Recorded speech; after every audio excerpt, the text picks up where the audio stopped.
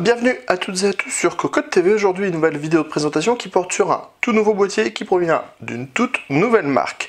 Une marque qui sévit déjà en Allemagne, mais qui arrive donc tout juste en France et qui se nomme Cooltech, avec de nombreux boîtiers à son actif. Des boîtiers plutôt classiques, plutôt en matériaux nobles, on le verra avec quelques exemplaires qui sont en full aluminium.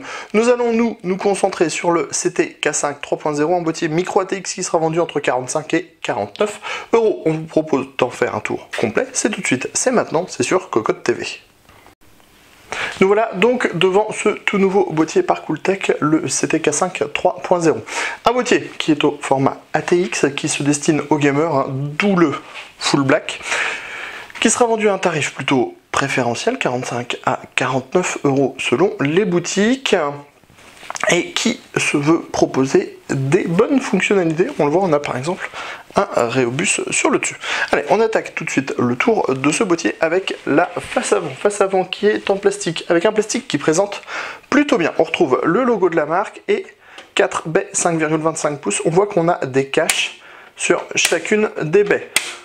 Clairement, on ne pourra pas mettre de Rhéobus en baie 5,25, d'où le Rhéobus au-dessus, et le système est plutôt bien fait, et dès qu'on met un lecteur, ça marche tout de suite.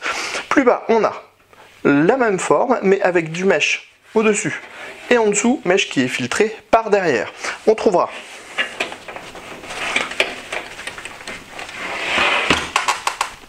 à l'arrière de cette face avant, qui est assez difficilement amovible, des caches à dévisser pour les autres baies 5,25 pouces et un ventilateur en 140 mm à diode bleue, en sachant que ce ventilateur pourra être remplacé par un modèle en 120 mm. On remet la façade.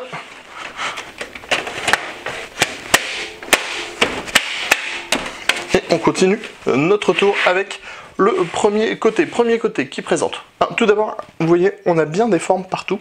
C'est plutôt sympathique, le boîtier est très atypique à ce niveau-là. Sur la porte latérale, on a une peinture qui est plutôt de bonne qualité, qui aime un petit peu les traces de doigts, des vis à main à l'arrière, et deux grilles qui sont compatibles 92-120 mm pour ajouter des ventilateurs afin d'apporter de l'air frais sur les cartes graphiques.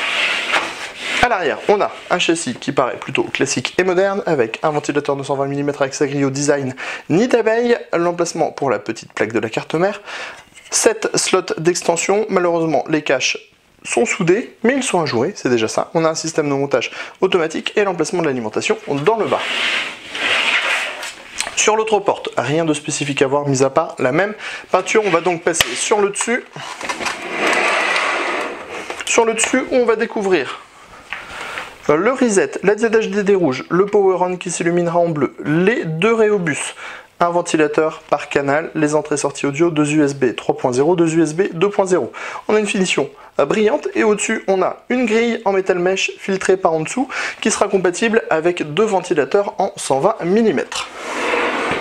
On en profite pour passer en dessous où on trouve 4 pieds en plastique dur, un grand filtre qui protégera l'alimentation et l'emplacement additionnel en 92-120 mm, et on trouve également un petit emplacement additionnel ici pour un ventilateur en 80 mm ou alors un SSD. On pourra, en bricolant un petit peu à peu près, mettre les deux formats à ce niveau-là. Tout de suite, on se donne rendez-vous à l'intérieur du châssis pour faire connaissance avec ce dernier. Au premier abord, le châssis présente très bien et en plus il propose des couleurs assez sympathiques. On a du noir, du rouge sur pas mal de systèmes automatiques et de l'aluminium au niveau des paniers HDD. On trouve donc ici 4 baies 5,25 pouces avec système de montage sans vis et sans outils. On a ici un emplacement 3,5 pouces en interne. Juste en dessous, on a une cage HDD à 90 degrés avec des paniers en aluminium, paniers qui sont compatibles SSD et HDD. Attention toutefois, les ports des disques durs et des SSD se retrouveront vers l'extérieur, ce qui n'est pas forcément le plus pratique pour le cable management.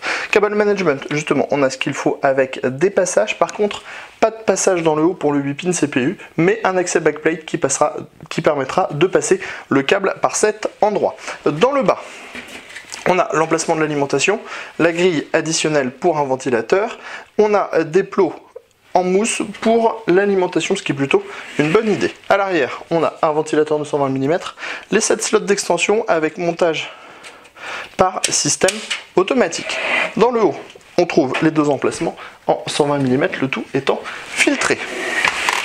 On termine par derrière avec, on voit de nouveau l'accès backplate, les passages pour le cable management, un passage additionnel ici qui lui n'est pas bête si on n'utilise pas la première baie 5,25 pouces.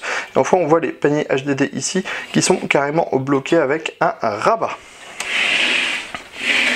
C'était donc le CT K5 3.0, c'était sur Cocotte TV, et on vous donne rendez-vous très prochainement pour le test complet de ce boîtier.